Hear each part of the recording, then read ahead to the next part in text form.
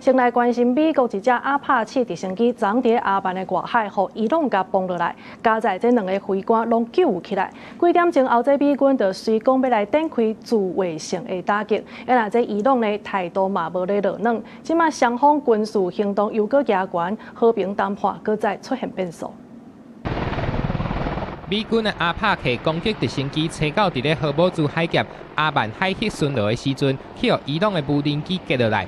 美國的消息講，這應該是伊朗的見證者自殺式無人機。啊，那頂懸兩個飛官佇栽落海2點鐘了後，互美軍的海賊無人船甲救起來。這嘛是美軍頭一屆遠端遙控無人船甲大海人救起來。對這件代志，伊朗的外交部長阿拉吉嘛發文講，荷姆茲海峽唔是國際水域，是伊朗甲阿曼做伙共同享有的。啊，那海頂的界線是非常的明確，目前攏無證據，所以嘛對美國發聲，若要來確保安全，就要離開這個所在。啊，那阿帕契攻擊直升機向擊落來，美軍就強勢回擊，佇咧伊朗南部瓦近荷姆茲海峽的3個所在，馬上就去甲空襲，嘛轟聲美軍甲2個水庫甲剪掉。But it appears at the moment that Donald Trump says the U.S. must respond. He said the U.S.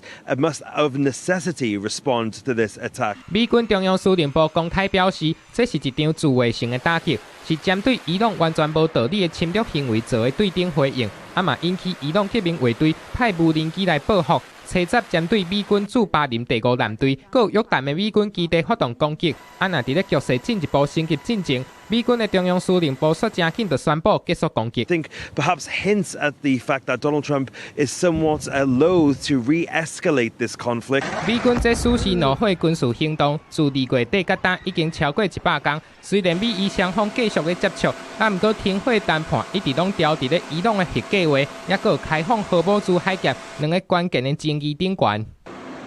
The blockade continues to hold 100%. Nothing is getting through our blockade. No oil, no income, no nothing. 就佇咧阿帕契直升機去互伊朗的無人機擊落來前幾點鐘，副總統范斯當接受 CBS 的專訪，伊講美伊雙方即馬和平協議已經是要講成啊，啊毋過目前看起來雙方的局勢閣繼續咧加懸，互外界都咧煩惱，美伊雙方的停火敢閣要講甲破局啊咧。公視新聞洪如梅編譯。